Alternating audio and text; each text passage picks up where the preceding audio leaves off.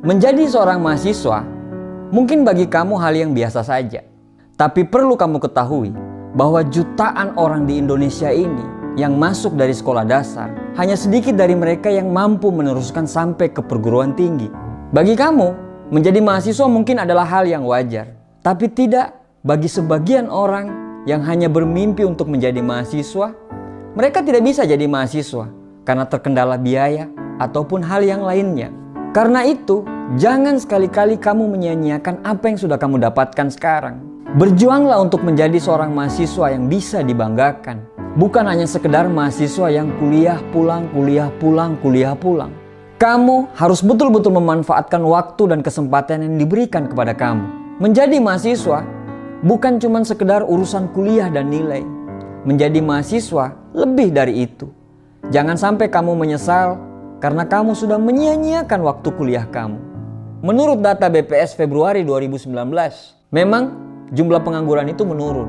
Tapi untuk pengangguran yang berstatus sarjana malah makin meningkat, sekitar 25%. Artinya, persaingan untuk mendapatkan lapangan pekerjaan pada zaman sekarang ini itu begitu kompetitif.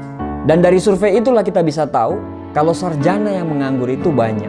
Menyelesaikan kuliah secara cepat itu adalah sebuah usaha yang bagus. Tapi bukan berarti selesai kuliah misalnya 3,5 tahun adalah jaminan kita bisa keterima di tempat kerja yang kita impikan. Karena zaman sekarang ini perusahaan tidak lagi memprioritaskan mahasiswa dengan IP tinggi. Perusahaan tidak akan bertanya apakah kamu mahasiswa dengan lulusan tercepat atau bukan. Menyelesaikan kuliah secara cepat itu bagus, asal didukung dengan CV yang juga bagus. Misalnya, di CV kamu pernah magang di sebuah perusahaan, sering menulis di koran ataupun di jurnal, menguasai bahasa Inggris dengan nilai TOEFL 550 mungkin, atau aktif di kegiatan ekstrakurikuler kemahasiswaan. Saya kasih sebuah contoh. Misalnya, sebuah perusahaan dihadapkan dengan 2 CV dengan 2 pelamar yang berbeda. Yang satu, IPK-nya 3,7, lulus 3,5 tahun. Dan yang satu lagi, IPK-nya cuma 3,1, lulusnya 5 tahun. Tapi sudah pernah mengikuti pertukaran mahasiswa ke luar negeri, sudah pernah magang di perusahaan ternama, menguasai bahasa Inggris dan bahasa Mandarin. Kira-kira perusahaan akan pilih yang mana? Yang pasti perusahaan akan pilih nomor 2. Mahasiswa dengan IP 3,1, lulus 5 tahun, tapi punya CV yang luar biasa. Contoh tadi tidak serta-merta saya mendiskreditkan orang yang kuliah cepat. Kuliah cepat itu bagus, tapi lebih bagus lagi kalau lulus didukung dengan CV yang mengesankan. Kesimpulannya adalah, mau jadi apa kamu setelah kuliah itu terserah dari apa yang kamu mau. Tapi bertanggung jawablah dengan status kemahasiswaanmu. Jangan cuma bicara nilai, karena nilai belum tentu bisa menjamin kamu untuk sukses. Terlalu banyak faktor yang kamu harus pelajari semasa kuliahmu. Dunia kerja dan dunia bisnis di luar sana menuntut kamu bukan cuma menguasai hard skill saja. Hard skill itu adalah kemampuan kita untuk mengerjakan tugas. Dan pasti banyak orang yang bisa mengerjakan hal yang sama. Tapi kamu juga harus menguasai soft skill. Karena soft skill lah yang membedakan siapa yang bisa bertahan dan mampu melangkah ke jenjang yang lebih tinggi. Soft skill itu tidak bisa kamu dapatkan di bangku kuliah.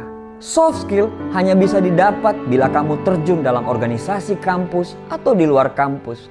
Karena soft skill itu mencakup kejujuran, disiplin yang tinggi, bagaimana kamu bisa bergaul, bagaimana kamu bisa mempertahankan kerja keras, kecintaanmu terhadap apa yang kamu kerjakan, leadership atau kepemimpinan, kepribadian yang kompetitif, hidup yang teratur, dan yang terakhir adalah kemampuan untuk menjual ide. Terlalu banyak hal yang harus kamu siapkan untuk menjadi sukses.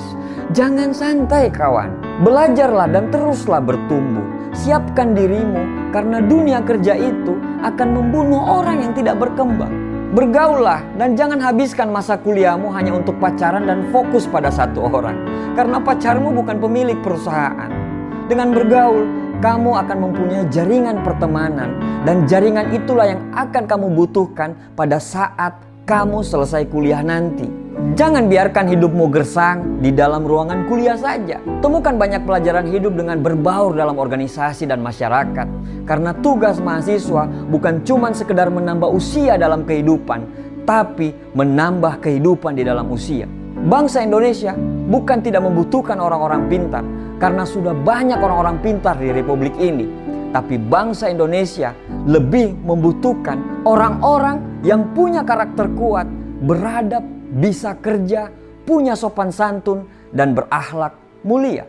Bertumbuhlah, karena Indonesia sangat membutuhkan kamu.